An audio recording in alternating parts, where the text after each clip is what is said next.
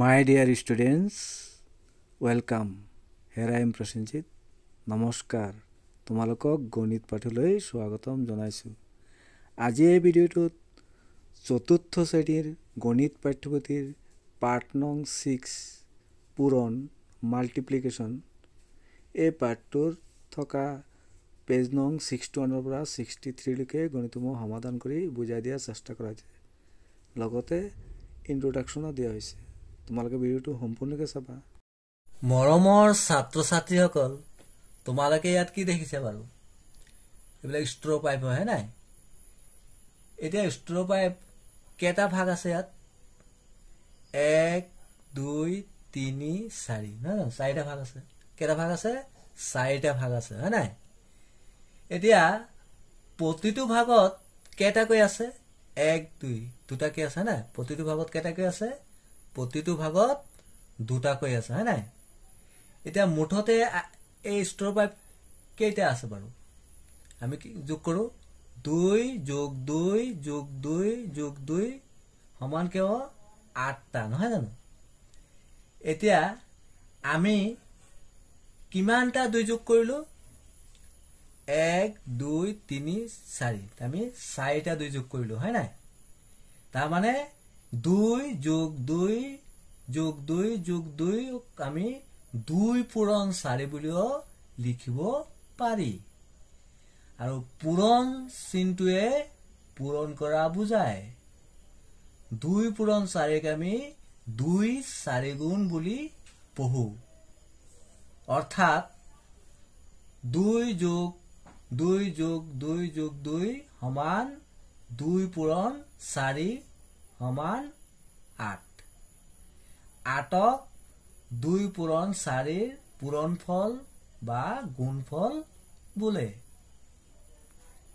2 আৰু 4ক 8ৰ উৎপাদক বা গুণনীয়ক বোলে।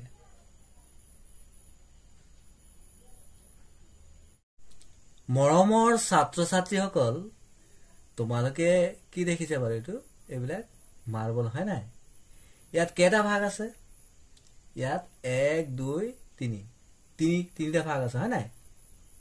এতিয়া প্ৰতিটো ভাগত কেইটাকৈ মাৰ্বল আছে? গণাচোন। 1 2 3 4 5টা। 1 2 3 4 5টা।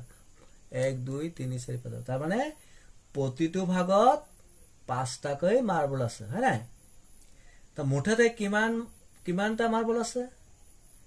5 + 5 + 5 সমান 15টা হয় নাই? এতিয়া কিমান বাৰ আমি 5 যোগ কৰিলো? 1 বাৰ 2 বাৰ 3 বাৰ। আমি 5 3 বাৰ যোগ কৰিলো হয় নাই? তাৰ মানে 5 + 5 + 5 5ক আমি 5 পূৰণ 3 বুলিও লিখিব পাৰি। অৰ্থাৎ 5 + 5 + 5 সমান 5 পূৰণ 3 মানে 3 বাৰ 5 সমান কিমান হ'ব? 3 5 গুণ 15। ইয়াৰ দ্বাৰা আমি গম পালো যে পূৰণ মানে হল বাৰে বাৰে কৰা যোগ অংক হয় নাই? এতিয়া তোমালোকৰ পাঠ্যপুথিত থকা 6 নম্বৰ পাঠটো আমি বুজিবলৈ চেষ্টা কৰো। মৰমৰ ছাত্ৰ ছাত্ৰীসকল, তোমালোকৰ গণিত পাঠ্যপুথিৰ পাঠ নং 6 পূৰণ। ইয়াত কি আছে? কওঁ আহা। ডালত আছিল 6পা ফুল, প্ৰতিটোৰে আছে 5টাকৈ পাহি। কিমান হল মুঠতে পাহি? কোৱাচোন ভাবি ভাবি। তাৰমানে কিমান হ'ব? ডালত কি আছে? 6পা ফুল আছে আৰু প্ৰতিটোৰে আছে 5টাকৈ পাহি। 5 গুণ 30 হয় নাই? এতিয়া এই ছবিটো চোৱাচোন। কি আছে বাৰু? কণী নহয় জানো? কেইটা খৰাই আছে? 1 2 3 4 5টা। তাৰমানে 5টা খৰাইত আছে 10টাকৈ কণী। মুঠ কণী কিমান হল কোৱাচোন কণী? কিমান হ'ব? আমি 5টা খৰাইত কেইটাকৈ আছে? 10টাকৈ কণী আছে। 1 2 3 4 5টা খৰাহিত আৰু প্ৰতিটোতে কেইটাকৈ কণী আছে? 10টাকৈ। তো 5ৰ লগত আমি 10 পূৰণ কৰিলে 5 10 গুণ কিমান? 50। তাৰমানে 50টা আছে হয় নাই? নেওতা মনত পেলাই পূৰণ কৰা। 5 9 গুণ কিমান হ'ব 45 9 9 গুণ কিমান হ'ব 81 7 8 গুণ কিমান হ'ব 56 10 10 লগত 6 পূৰণ কৰি 10 6 গুণ কিমান হ'ব 60 5 8 গুণ 40 6 8 গুণ 48 এতিয়া হা তোমালোকৰ পাঠ্যপুথিৰ 62 পেজ নম্বৰত আমি চাওঁ পূৰণ কৰি খালী বাকচবোৰ পূৰ কৰা এই যে খালী বাকচবোৰ আছে এইবিলাক আমি পূৰণ কৰি পূৰ কৰিব লাগে তোমালোকতে পূৰণ নেওতা জানাই চাচোন এইটো 5 9 গুণ 45 কৰা আছে এই বাকচটো খালী আছে কেৱল 9 2 গুণ কিমান হ'ব এইটো 18 নহয় জানো 9 2 গুণ 18 এইটো আছে 7 8 গুণ কিমান হ'ব 56 নহয় জানো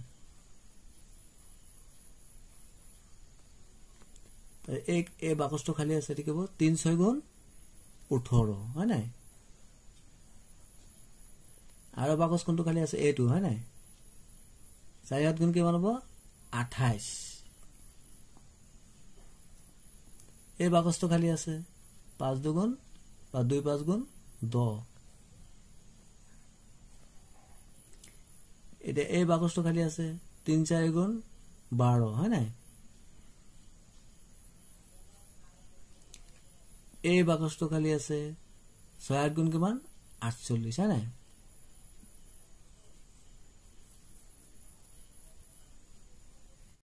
ইয়াত আসলে সমাধান কৰো আহা এটা পাচিত 12টা আম আছে তেনেকুৱা 4টা পাচিত কেইটা আম থাকিব তাৰমানে এটা পাচিত আছে কেইটা আম 12টা তে তেনেকুৱা 4টা পাচিত কেইটা আম হ'ব আমি কি কৰিব লাগিব এই 12টো 12ক আমি 4 ৰে পূৰণ কৰিব লাগিব 12 লগত আমি 4 পূৰণ কৰিলে কিমান হ'ব 48 কিদৰে পাইছো 12 12 আমি পূৰণ কৰিম 4 আমি জানো যেটো কি হল এটো হল একক একক এটো হল দশক প্ৰথম আমি কি কৰিব লাগে এককৰ যেটো ঘৰ অংকটো আছে তাৰ লগত 4 লগ পূৰণ কৰিব লাগিব 4 2 গুণ 8 হল মানে প্ৰথম কামটো 2 2 একক না 2 1 পূৰণ এটো কি 4 4 2 গুণ 8 দ্বিতীয় কামটো কি কৰিব লাগিব এটো একক দশকত আছে তাৰ মানে 1 10 পূৰণ কিমান হ'ব 4 কিমান হ'ব 40 40 পাম তাৰ পিছত তৃতীয় কামটো কি কৰিব লাগিব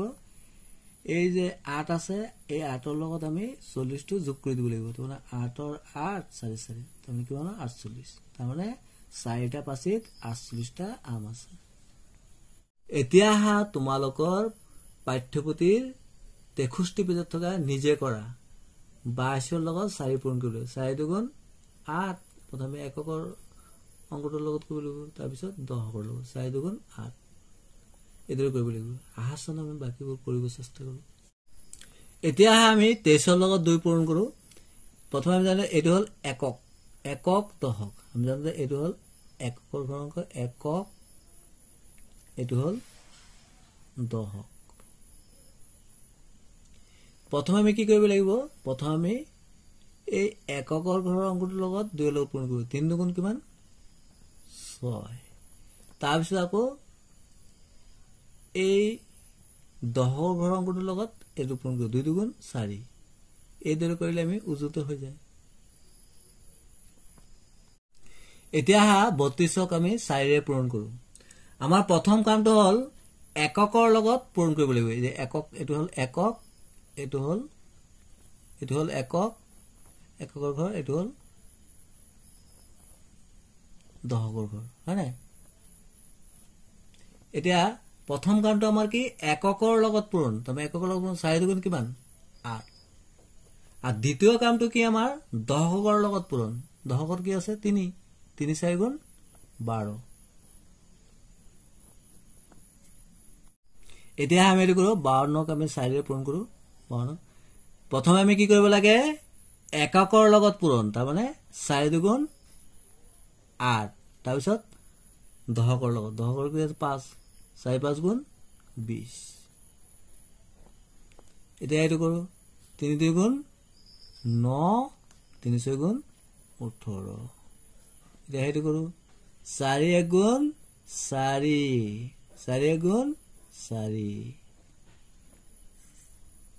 এতিয়া এইটো কৰোঁ 3 3 গুণ 9 3 1 গুণ 3 এইটো 6 1 গুণ 6 3 6 গুণ 18 এতিয়া এইটো কৰোঁ 4 2 গুণ 8 4 6 গুণ 24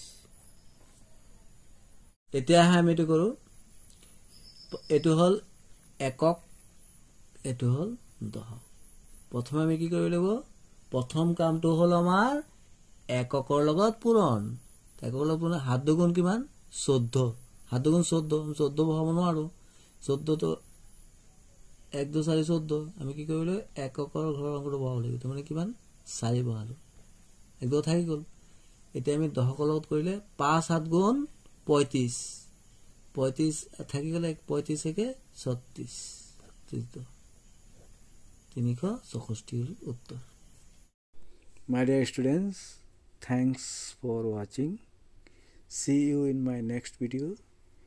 এই পাঠৰ বাকি থকা গণিতসমূহ পৰৱৰ্তী ভিডিঅ'ত পৰ্যায়ক্ৰমে দিবলৈ চেষ্টা কৰিব।